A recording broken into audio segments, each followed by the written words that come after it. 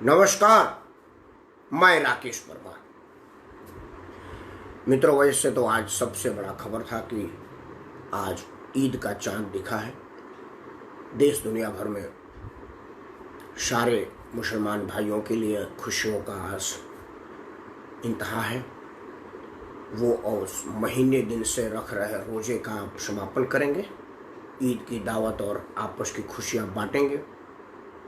जो लोग भी ईद को मानने वाले हैं उन सबके घरों में और हमारे समस्त धरती पर, क्योंकि हम वसुधैव कुटुंबकम के मानने वाले लोग हैं, उन सबके घर में चांद की रोशनी सा चमक बिखेरे। वो हिंदू हो, मुसलमान हो, समस्त प्राणी मात्र पर खुशियाँ ही भरे, मैं ये दुआ करता हूँ। दूसरा सबसे बड़ा समाचार था, महाराष्ट्र में एक बार फिर एक सन्यासी की हत्या हो गई। हालांकि महाराष्ट्र की सरकार ने अभी नया प्याज खाना चालू किया है, तो अभी प्याज की बात उनके मुंह से आएगी, उनके आत्मा से आएगी, उनके स्वभाव से आएगी। मैं संजय कुमार सिंह जी को नमस्कार बोल रहा हूँ और विनू को शुभ आशीर्वाद। मित्रों, महाराष्ट्र की सरकार के जो आजू बाजू है ना, वो जिस बैसाखी के सहारे चल रही है, दोनों बैसाखियाँ उनको इतनी अपाहिज कर देगी कि वो ना तो चलने के लायक रह जाएंगे, ना लगड़ने के लायक रह जाएंगे। ईश्वर उन पर अपना कृपा बनाए रखे। महाराष्ट्र वासियों पर मेरी सद्भावना है, शुभकामना है कि महाराष्ट्र पर सरकार की पर सबका कृपा बनी रहे। आदरणीय प्रेम नारायण द्विवेदी जी क्या आदेश करते हैं मेरे लिए, तो कृपा बताएंगे। द्विवेदी जी को सादर प्रणाम। मित्रों, आज का मुद्दा था कि लॉकडाउन के महामारी में हमने क्या खोया, क्या पाया। आज उस पर बोलने की जरूरत इसलिए पड़ी कि उत्तर प्रदेश के माननीय योगी जी ने एक अध्यादेश जारी किया है, या आदेश जारी किया है, या एडवाइजरी जारी किया है। वो तो अभी तकनीकी जब उस पर आएगी तब पता चलेंगे, लेकिन समाचार एक जारी हुआ है उत्तर प्रदेश के हवाले से कि उत्तर प्रदेश में एक प्रवासी आयोग का गठन हुआ है, जिसमें मजदूरों को अगर कोई दूसरा देश लेके जाएगा तो उससे उनको परमिशन लेने की जरूरत पड़ेगी। हालांकि ये बात मैं समझ नहीं पा रहा हूँ, क्योंकि भारत के संविधान के विरुद्ध है। किस तरह की योगी जी ने निर्णय लिया है, प्रवासी आयोग बना है, ये ठीक बात है, चलेगा, लेकिन मुझे किसी और राज्य में जाने के लिए उनसे परमिशन लेने की जरूरत पड़ेगी, ये बात थोड़ा सा समझ में, तकनीकी पहलू की मैं बहुत ज़्यादा नहीं समझ पा रहा हूँ कि ऐसा क्या होगा, लेकिन वो जब उसकी विस्तृत ब्यौरा आएगी तो बताएंगे। लेकिन उस पर मेरा है कि वो जो उन्होंने किया है, वो उससे पहले मेरा एक प्रश्न है कि इस लॉकडाउन में क्या खोया, क्या पाया, और इससे हम और क्या बढ़िया पा सकते हैं। देखिए, हम लोग ना पॉजिटिव सोचने वाले लोग हैं, हम रोने रहने वाले लोग नहीं है कि यार ये नहीं। आप पॉजिटिव ऊर्जा रखिए अपने में। सदानंद साहब को ईद की हार्दिक शुभकामनाएं। बड़े भाई साहब को नमस्कार।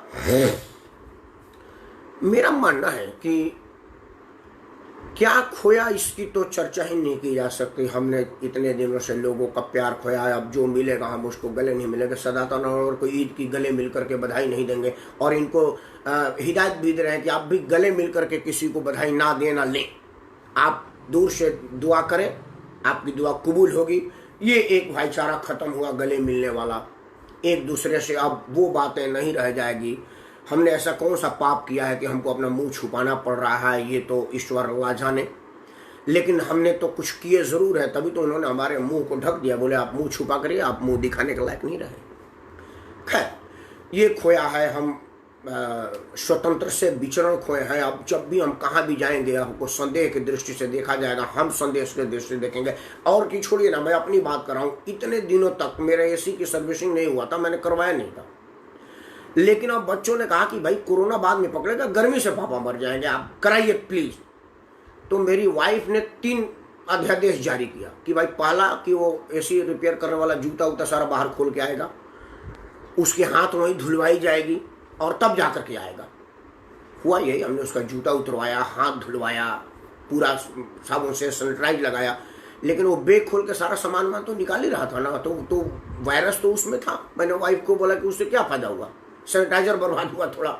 एनीवे, मतलब एक चीज ये खोया भाईचारा। वो जो आदमी आपके यहाँ काम करने आया है, पहले उसका हाथ धुलवाइए, उसके बाद करें। पहले पिछले बार आया था तो हमने उसको शरबत दिया था, गर्मी का मौसम है, पानी दिया था। अब की बार उसी के बोतल में पानी डाला, भाई तू अपनी बोतल आया, हाँ तो इसमें पानी ले, हम तेरे को पानी नहीं देंगे। हमने ये भाईचारा खोया है, अपनत्व तो खोया है, ये तो है। अब पाया क्या है?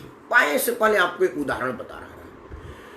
ये बात है 86-87 की, 87 हो गई, 88 हो गई, 90 के पहले पल, क्योंकि 90 में तो हम लोग दिल्ली ही परमानेंट आ गए थे। 85 से बाहर पढ़ते पढ़ते 90 से तो मैं परमानेंट दिल्ली में हूँ। तो बात 90 के पहले की है, साल 2 साल पहले, 88 हो 87 हो।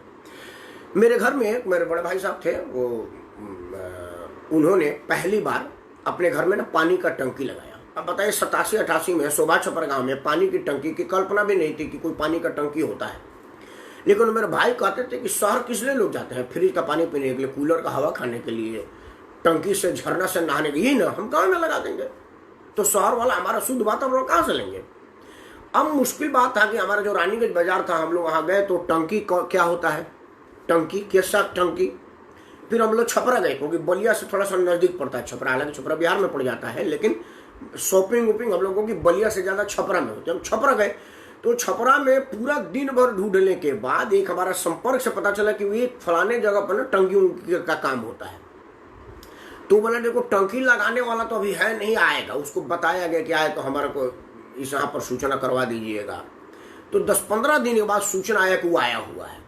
अब वो आया तो ऐसा है जैसे राष्ट्रपति को बुलाया जा रहा, हमने गाड़ी लेके गए, गाड़ी लेके बैठा के आए, आके देख के गया, बोले इतना पाइप लगेगा, ये लगेगा, वो लगेगा। 15-20 दिन तक उसको लगा हमारे यहाँ वो पाइप और फिट करने में, जबकि पाइप सिर्फ छत पर से एक नीचे लटकाया था, एक बाथरूम में लेके गया था और एक द्वार पर आया था। मतलब 3-4 जगह टूटी थी, 15 दिन काम किया उसने। और वो पानी लगाया तब भी बार वो उस वक्त सफेदा और वो धागा लग के MS पाइप टाइट होती थी। हमारे उस घर में पाइप का टंकी बना 87-88 में। उसके बाद जो प्लास्टिक उस ऊपर टूटी थी वो मिली नहीं, तो वो भैया मेरा ऐसे थोड़ा सा टाइट कर दिया, दूसरे दिन टूट गया। बुलाने गया तो 15 दिन पानी गिरता जा रहा है। पानी जब टंकी से गिर गई तो उसको बंद कर देना पड़ा, खाली हो गया, कोई बंद करने वाला नहीं था। मतलब वो एक सीन थी, एग्जाम्पल आपको दे रहा हूँ। उसके बाद क्या हुआ कि कूलर लाने के लिए हमारा ट्रैक्टर गया छपरा, ट्रैक्टर में डाल करके कूलर को हम घर में लेकर के आए। शीन ये थी कि वो कूलर का पंप खराब हो गया तो फिर वो बना नहीं कूलर, फिर वैसे ही रह गया। अब क्या है, हमारे घर में हमारा जो घर बना तो हमारे गांव में एक मिस्त्री था, तो बेचारे दिवंगत हो गए, मैं उनको क्या कहूँ, जमुना और एक और क्या नाम, तो दोनों भाई थे कुम्हार जाति के। वो ऐसा ऐसा मुंडी हिला के बनाता था। वो घर बनाता था ना, पूरा घर हिलते हिलते बना देता था, और पूरा जीवन हिलता ही रहता था। मतलब जैसे ईंट डाल दिया वो ईंट हो गया, जैसे खपड़ा डाल दिया वो खपड़ा हो गया।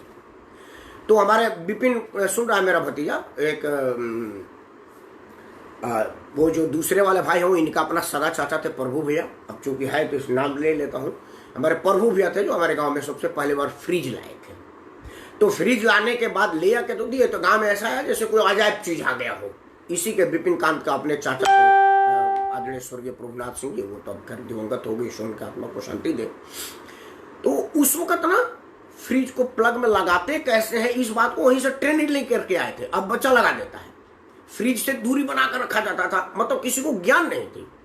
अब जो ये लोग कोरोना महामारी से गांव में गए हैं, टॉप क्लास का मिस्त्री गया हुआ है। मेरा यहाँ दिल्ली वाले घर में मेरा अभी हमने घर का रेनोवेशन करवाया, तो हमारे एक मिस्त्री आया गांव से, बहुत हमारे गांव का टॉप मिस्त्री है। तो उसको बोला जाए जी सिंगले पत्थरवा लगा देनी है, कहा हमें ना जुड़ल बा, कहाँ जुड़ल बा महाराज। मतलब उसको पता नहीं चला कि मेरे पत्थर जोड़ कहाँ है। जो टाइल लगा है ना वो कह रहा है कि एक ही टाइल पूरा घर में है, कि मतलब टुकड़े टुकड़े में लगा। इतनी बढ़िया मिस्त्री है वो, हमारे बिहार का ही रहने वाला है, मुजफ्फरपुर का है, और लड़का बहुत छोटा ही है, अभी कम उम्र का था। मेरा कहने का मतलब है कि इतनी फाइन कलाकारी यहाँ पर है, बढ़िया कंस्ट्रक्शन इंजीनियर है, टाइल लगाने वाला बढ़िया है, कंप्यूटर का बढ़िया पढ़ाई करने वाले लोग हैं जो गाँव में अब गए हुए हैं, मजबूरी में ही सही। अस्पताल में काम करने वाले लोग हैं, वो बढ़िया लोग वहाँ पर हैं, वो जो गए हुए हैं। विपिन इसको वॉच पार्टी लगा पिछले दिन की तरह से जैसे भी लगाया था, और ग्रुप में लगा। तो उसमें क्या हुआ कि अब सब लोग जो परफेक्ट लोग गांव में गए हैं ना मजबूरी में, वो एक बड़ा बैंक तैयार हुआ है। मुझे पता नहीं कि और राज्यों ने किया या नहीं किया, बट जोगी जी ने जरूर एक डाटा तैयार किया। ये इसलिए मुझे व्यक्तिगत मालूम है क्योंकि मेरा भाई इसमें श्रमदान दे रहा है बलिया स्टेशन पर। वो लोगों से लिख रहा है कि आपका नाम, काम क्या करते थे, अच्छा किस चीज में आपको महारत हासिल है, क्या यहाँ मिलेगा तो आप काम करेंगे। उससे फायदा क्या होगा कि हमारे यूपी बिहार के लोग जो दिल्ली पंजाब गुजरात से काम सीख के गए हैं, मतलब सीखा उन्होंने दिल्ली से, और अब बलिया गए हैं, तो वहां पर कंस्ट्रक्शन के जो लोग होंगे, जैसे आज एक समाचार में आ रहा था यूपी के रेफरेंस में कि हम उत्तर प्रदेश के लोगों से काम कराएंगे, हमारा कंस्ट्रक्शन का काम अब जब चालू होगा, क्योंकि जो लोग आप गए हुए हैं अगर उनको गांव में ही कंस्ट्रक्शन का मिल जाएगा, बढ़िया प्लम्बर मिल गए। आपको पता है प्लम्बर मिल ही नहीं रहा था, आजू बाजू मतलब 20-20, 30-30 किलोमीटर तक प्लम्बर को ढूंढा जाता था। मेरा पॉजिटिव थिंक ये है कि जो ये लोग गए हुए हैं गांव में, इन लोगों को समायोजित करने का जुगाड़ कुछ सरकार करे, कुछ ग्राम पंचायतें करें। इसमें ग्राम पंचायत सबसे ज्यादा कारगर साबित होगा, क्योंकि गांव के प्रधान को पता है कि गांव में कौन कौन लोग आया है, कौन कौन। हमारे सुनील सिंह जी हैं, मेरे बबुरा के हैं बेचारे, तो अब सुनील जी को तो ज्यादा पता नहीं कि बबुरा में कौन आदमी आया है, पहले क्या करता था। तो इन लोगों को, जो गांव के लोग हैं ना, उनको इस बात का फायदा उठाना चाहिए कि वो एक बैंक तैयार करें कि भाई मेरे गांव में 20 आदमी दिल्ली से आया है, तो एक आदमी बेलदारी का काम करता था, दूसरा आदमी टाइल का काम करता था, तीसरा प्लम्बर का काम करता था, चौथा राकेश परमार जैसा बकवास करता था, कुछ नहीं करता था। तो ऐसे सब एक लिस्ट तैयार करा के उन लोगों को समायोजित किया जाए अपने गांव और आसपास के कामों में। मान लीजिए कि मेरा शोभा छपरा में कोई गया है, शोभा छपरा का तो सीवोटर ले जाके करेगा, बैरिया करेगा, रानीगंज करेगा, 10-20 किलोमीटर के सराउंडिंग का काम करेगा। हम यहाँ बदरपुर से गुड़गांव 50 किलोमीटर नौकरी करने जाते हैं ना भाई, तो 50 किलोमीटर से कम तो मेरा बलिया शहर है, मेरे घर से 50 किलोमीटर से कम मेरा बलिया जिला मुख्यालय है। हम दिल्ली में रोज गुड़गांव जाते हैं गाड़ी चला करके, 3-4 घंटे की ड्राइविंग, सुबह 3-4 घंटे की शाम, इतना थक हार के, इतनी ट्रैफिक में। तो क्या हम बलिया से छपरा, गाजीपुर, आजमगढ़ तक जाकर के काम नहीं कर सकते? इन चीजों की तैयारी करनी पड़ेगी। यहां पर कैसे लोगों को समावेशित किया जाएगा, तब जाकर के ग्रामीण अर्थव्यवस्था मजबूत होगी। और ये जो लोग मजबूरी में ही सही गांव में गए हुए हैं, उनको देखिए, इनकी स्थिति ये है कि अगर इनके दिल से पूछा जाए ना, तो इसमें से कोई भी आदमी गांव से आना नहीं चाहेगा। अगर उनको भरपेट भोजन की जुगाड़ ग्राम सभा या ग्राम स्तर पर लोग आजू बाजू में कहीं कर देते, क्योंकि ये जो सड़कों पर पलायन हुआ है ना, वो इस देश को जीवन में नहीं भूल सकते। आप अगर 500,000 किलोमीटर पैदल गए हैं, तो आपको उन सारे लोगों की एहसान आपको याद रहेगा। इन बीच में सरकारें कहाँ थी, इन बीच में वो कंपनी कहाँ थी जिसके लिए मैं काम कर रहा था, वो लोग कहाँ थे जिस राज्य का मैं था, वो लोग कहाँ थे जिन लोगों को मैं जानता था। ये सब चीजें उन लोगों को दिमाग में याद रहेगा, बैठा रहेगा, वो उसको भूल नहीं सकते हैं। जरूरत है हमें इसी चीज का फायदा उठाना। उससे क्या होगा कि ग्रामीण अर्थव्यवस्था मजबूत होगी, ग्रामीण व्यवस्था मजबूत होगी, और गांव में प्रतिभा का, क्योंकि देखिए ये अब ये दो धारी तलवार जैसा, ये इधर भी जा सकता है और इधर भी जा सकता है। उसका वजह क्या है कि गांव से जो शहर से लोग गए हैं, अलग बात है कि हाथ तोड़ मेहनत करके यहाँ पर कमाए हैं, खूब पैसा कमाए और खूब खर्चा किए हैं। इन्होंने पैसा कमाने में कोई लापरवाही नहीं की, और खर्चा करने में भी, क्योंकि मजदूर क्लास के लोग ना खर्चा बहुत करते हैं। वो एक हंसने वाली बात आपको बता दूं, दिल्ली में हम लोग रहते थे जो शुरू तो वो लेबर क्लास टाइप का ही कमरा था, वो सब मजदूर वर्ग के लोग रहते थे। मैं और मेरा भाई थोड़ा सा उन लोगों में टाटा बिरला थे, मतलब एकदम बड़ी हंसने वाली बात है, क्योंकि हम ही दोनों भाई के पास अपना स्कूटर था। हम ही 2 भाई थे जिनके पास बेड था, गद्दा था, कूलर लगा था, और बाकी सब लोग जमीन पर सोने वाले लोग थे, वो मजदूर करते थे। बट हम 2 भाई रहते थे। उसमें हुआ क्या कि एक आदमी मेरे से बात बोला, गोरखपुर का था, भैया एक बात पूछो। मैं पूछो, नाराज तो नहीं होंगे? नाराज नहीं होगा। नहीं आप नाराज हो जाएंगे। मैं बोला तो मत पूछ। अच्छा नहीं तो पूछूंगा। मैं देख पूछ या मत पूछ, एक ही बात कर। तो बोला अच्छा चलिए आप नाराज हो गए लेकिन पूछूंगा। मैं पूछा आपका तनख्वाह कम मिलता है, मेरे को छीनेगा क्या? नहीं पता नहीं चलता। मैं बोला पता चलना मतलब आप भी हैं और आपके भाई भी हैं, दोनों लोग बड़ा बढ़िया रहते हैं, दोनों लोग के पास स्कूटर है और पता नहीं चलता। मैं बोला तो क्या करें? हम लोग कूदते हुए आए, डांस करते हुए। तब हमें पता चला कि होता क्या था कि उन लोगों के पास जब तनख्वाह आता था तो वो लोग 2 दिन ड्यूटी नहीं जाते थे, तो पता चल जाता आज सैलरी मिल गए। वो बाद में मुझे अनुभव हुआ जब मैं कंपनी में मैनेजर हुआ कि जिस दिन में तनख्वाह बढ़ता था ना, अगले दिन मजदूर आते नहीं थे। अगले दिन का हमको ये प्लान करना पड़ता था कि काम करना, कटिंग का सैलरी आज देना और फिनिशिंग वाला 2 दिन बाद देना। एक दिन पहले दे दे, क्योंकि कंपनी पता दे लॉकडाउन हो जाती थी एकदम, सैलरी मिलते 2 दिन तक कोई नहीं आता था, किसी की माथ दर्द करने लगी, किसी का पेट दर्द करने, किसी का कुछ करने लगा, मतलब ये बड़ी दिक्कत होती थी। तो करते क्या था कि 2-4 दिन में वीडियो किराए पर आता था, देखता था, मुर्गा मुसलमान में एकदम आयस करके 15 दिन में पैसा खर्च, फिर 16वां दिन हम ही से कहते भैया 50 रुपये देना ना, 10 रुपये देना ना, मतलब हम ही से 10, 20, 50 ले लेते थे। और वो मतलब साइकिल उनका भी वही था, लूट लिया और कूट खा जैसा। तो वो लोग खाते हैं, खर्च भी करते और कमाते भी हैं। इन लोगों को अगर रास्ते में कमाई गांव में नहीं मिली तो कहीं ये गलत दिशा में ना जाए, मुझे इस बात का आशंका है, क्योंकि बेरोजगारी ही छिनताई का कारण बनेगा, बेरोजगारी ही गलत दिशा में जाने का कारण बनेगा। बेरोजगारी और भूखमरी ही इंसान से सब करवा देता है, मजबूरी क्या नहीं करवा देता इसका आपको अंदाजा नहीं है। तो ग्राम पंचायत में मेरा विजय बहादुर मुझे दिख रहे हैं, आप मित्रों आपको बता दूं, विजय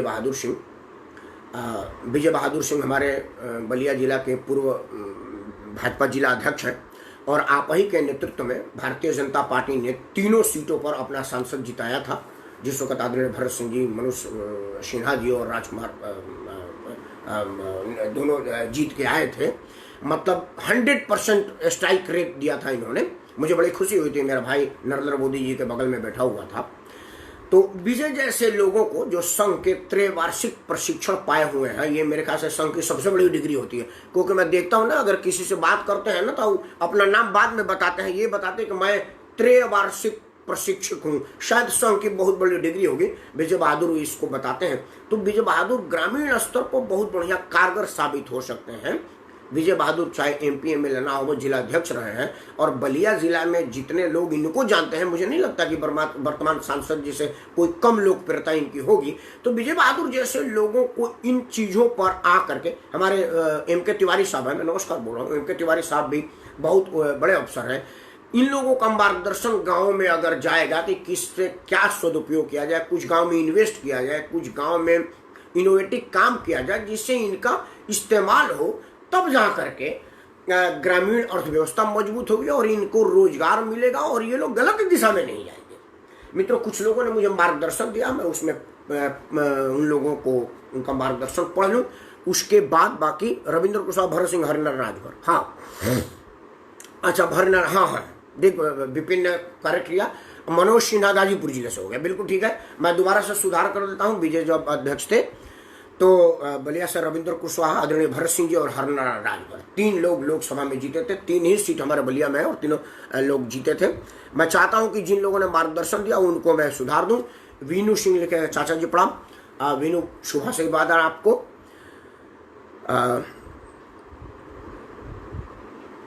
सदातो साहब लिखे, ईद मुबारक, इस महामारी में धैर्य के साथ ईद मनाए, बिल्कुल बहुत बहुत धन्यवाद। सब पर ईश्वर अल्लाह की कृपा बनी रहे।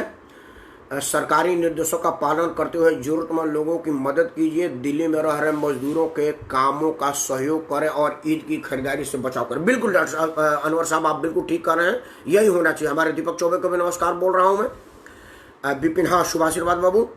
आदरणीय प्रेमनाथ द्विवेदी ने मार्गदर्शन किया है। प्रेमनाथ द्विवेदी ने कहा कि शिवसेना नेता कमलेश राय ने आज नांदेड़ की घटना पर कहा कि छोटी मोटी घटनाएं होती रहती है, इसे लगा कि शिवसेना संतों की हत्या पर कतई गंभीर नहीं है।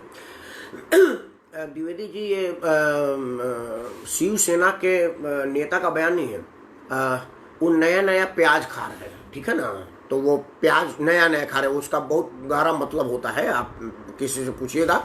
गुलाम नबी आजाद ने संसद में कहा था कि नया प्याज खाते हैं, उसका मतलब तो अभी वो शिवसेना वाले नया प्याज शुरू किए हैं। बीपी भाई, हाँ नमस्कार भाई जी। आदरणीय प्रेमनाथ द्विवेदी जी ने कहा है कि योगी जी ने प्रवासी मजदूर आयोग बनाने की घोषणा की है, जो उनकी समस्याओं को निदान पूर्वास गहन अध्ययन करेगी, यह एक उत्कृष्ट।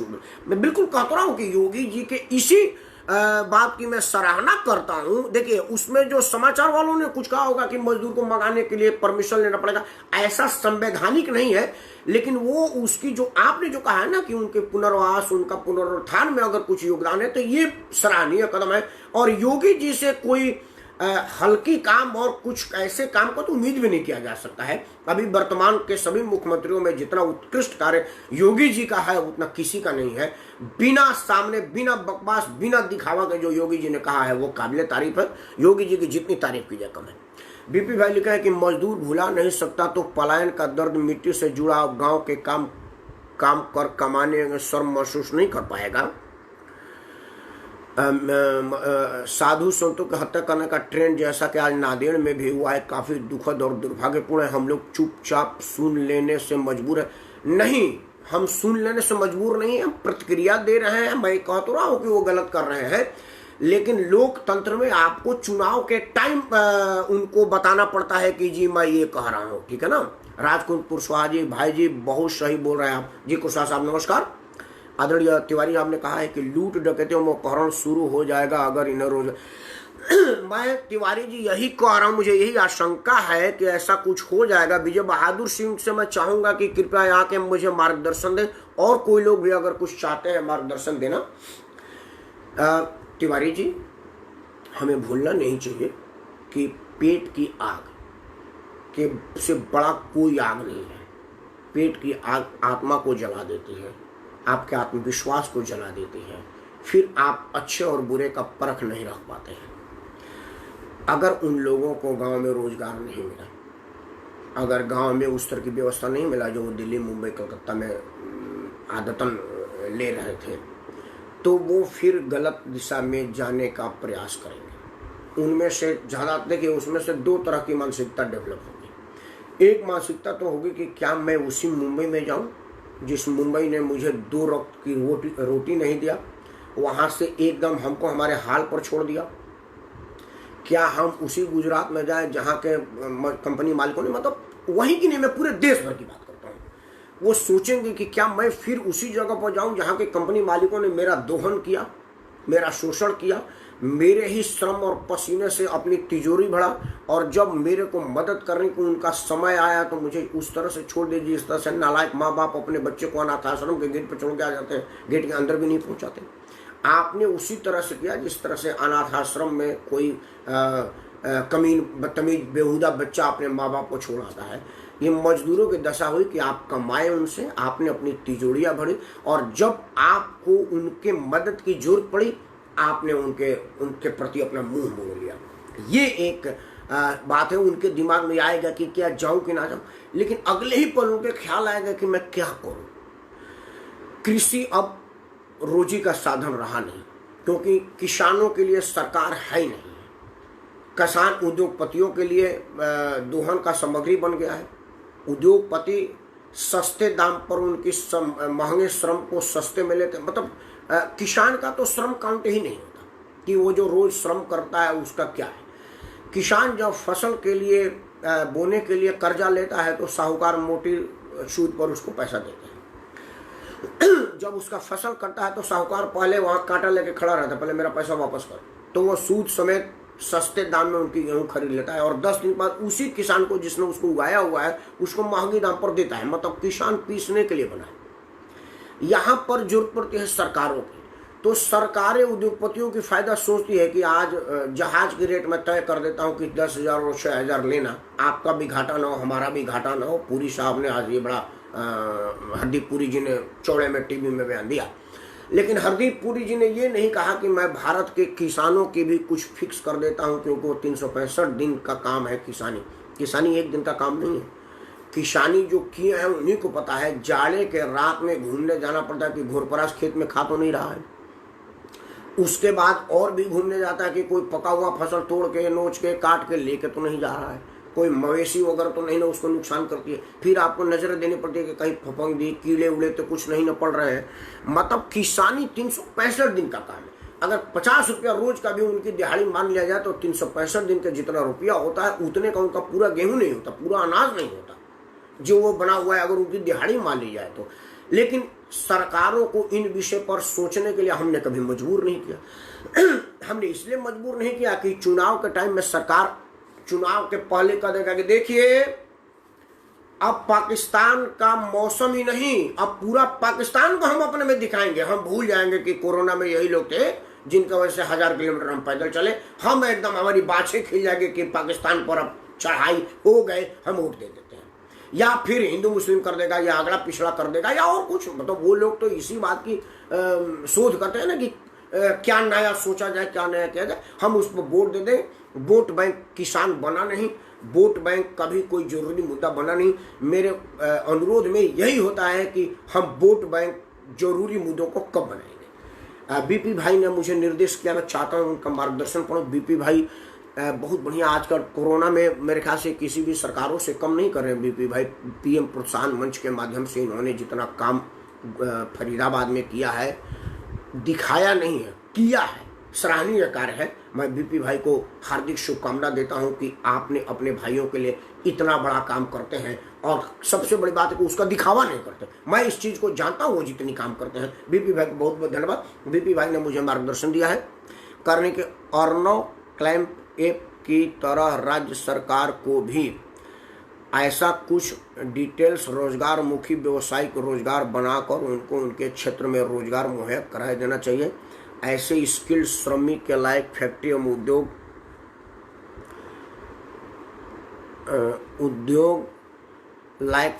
समृद्ध उपलब्ध कराना बहुत चुनौती है। बीपी भाई चुनौती है। अब क्योंकि देखिए, मान लीजिए कि कोई आदमी यहाँ पर मारुति में काम कर रहा था, तो अब शोभा छपरा में आपके गांव में तो मारुति की कंपनी बन नहीं सकती ना, क्योंकि उतना बड़ा जमीन वहाँ पर खेती योग्य जमीन को बर्बाद करना उद्योग के लिए उचित नहीं है, क्योंकि हमें खाना भी तो है। चीन ने यही नहीं सोचा कि उसे आज कीड़े मकोड़े खाने पड़ रहे हैं। चीन कीड़ा मकोड़ा मजबूरी में खा रहे, क्योंकि इतनी बड़ी आबादी है तो खाएगा क्या? भोजन तो दोनों टाइम चाहिए ना। आप लॉकडाउन में भी हैं तो भोजन नहीं रुका है, भोजन तो हाँ, चाहे आप 2 बार कम पी रहे होंगे या ज़्यादा पी रहे होंगे लॉकडाउन की वजह से, हो सकता है अब आपके यहाँ घरों में जो लोग शाम को आके चाय बिस्कुट खा जाते थे वो आपका बच रहा, कोई ढर के मरा ही नहीं रहा होगा, लेकिन आप तो 2 टाइम खा रहे हैं ना। तो चीन ने यही नहीं देखा। एक तो चीन की भौगोलिक स्थिति है, तो पहाड़ है, तो कहीं बर्फ है, मतलब हमारे इतना समृद्ध धरती तो धरती पर कहीं नहीं है। हम लोग जितने समृद्ध जमीन के मालिक होता कहीं भी नहीं है। तो जो हमारे यहाँ 3-3 फसलें 2-2 फसलें देने वाला जमीन है, उसमें उद्योग लगा कर उन जमीनों का दोहन नाश कर दे, ये उचित नहीं है। उनके लिए बंजर जमीनों को ही खोजना पड़ेगा, और हमारे देश में बंजर जमीन भी बहुत है, तो बड़ी उद्योग तो वही लगेगा। अब मैं बात करता हूं, मैं शोभा छपरा का अगर मजदूर जाएगा तो क्या कर सकता है? शोभा छपरा का मजदूर क्या करेगा? शोभा छपरा का मजदूर जो जिस लायक हो उसका डाटा हमारे गांव का प्रधान इकट्ठा करे, और जिस तरह से मोदी जी जोगी जी ने कहा ना कि हम एक आयोग बैठाए, उस आयोग की एक्सटेंशन ब्लॉक स्तर तक हो, उसका वीडियो के पास हो। जैसे हमारे यहाँ रोजगार कार्यालय में फ़ोन करते हैं ना कि 5 मजदूर चाहिए, यहाँ पर आजकल एसी बनाने के लिए, फ्रिज बनाने के लिए, कार बनाने के लिए हेल्पलाइन गया हुआ है। इस तरह के कोई हेल्पलाइन दिया जाए कि भाई आप फलाना नंबर पर फ़ोन करें, एक आदमी उसको उठाए, वीडियो में एक ऑफिस में बैठा हो कि ये ऐसा है, मैं घर बनाने जा रहा हूँ, मुझे बढ़िया मिस्त्री चाहिए 15-20 महीना दिन तक के लिए। अब वो देखेगा कि भाई 20 मिस्त्री आए थे, उसमें से कितने काम पर लगे हुए हैं। अगर सब लगे हैं तो उसके पास डाटा होगा कि 20 दिन मांगे थे, 18 दिन हो गए, 2 दिन और आ रहे हैं, 5 दिन और आ रहा है, तो कहेगा कि काम करिए, आप 5 दिन बाद का प्लान करिए, फलाना जगह इस लोग काम कर जाके मिल लीजिए। वो कहेगा कि हमको टाइल लगाना है, तो जो दिल्ली से टाइल लगा के गया उसके बाद डाटा है, वो देखेगा कि टाइल वाला तो खाली बैठा है, तो बोलेगा ये नंबर पे है ना, टाइल कर लीजिए। इस तरह के कुछ रोजगार मुखी कार्यक्रमों का डाटा तैयार करना पड़ेगा ग्राम पंचायत को वीडियो स्तर पर, तब जा करके मिलेगा। और जो लोग मारुति काम के हैं उनके लिए तो मजबूरी है, उनको तो दूर ही जाना पड़ेगा ना, क्योंकि मारुति में, टाटा लीलैंड में काम करने वाले लोग वहाँ क्या करेंगे। अब जो लोग यहाँ पर बियर बार में काम किए हैं उनको बलिया में कहाँ से बियर बार मिलेगा, और हम चाहेंगे नहीं कि बलिया में बियर बार हो। तो उनके लिए भी है कि आपके लिए तो बढ़िया है कि आप कुछ और रोजगार की तरफ स्विच ओवर करें।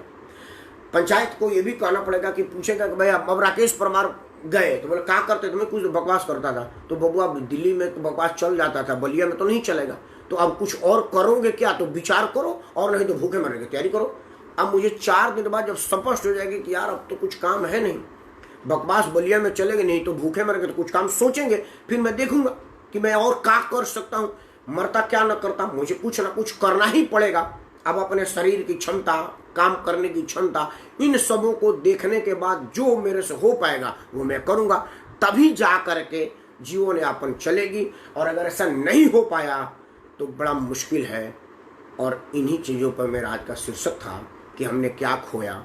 तो अभी भी हमने बहुत कुछ नहीं खोया है, जितना पा लेने की उम्मीद है। हम पा लेने की उम्मीद ना खोएं तो हम बहुत आगे बढ़ सकते हैं। इस बात का डाटा तैयार हो, ग्राम पंचायत स्तर पर तैयार हो, बीडीओ स्तर पर तैयार हो, जिलाधिकारी स्तर पर तैयार हो।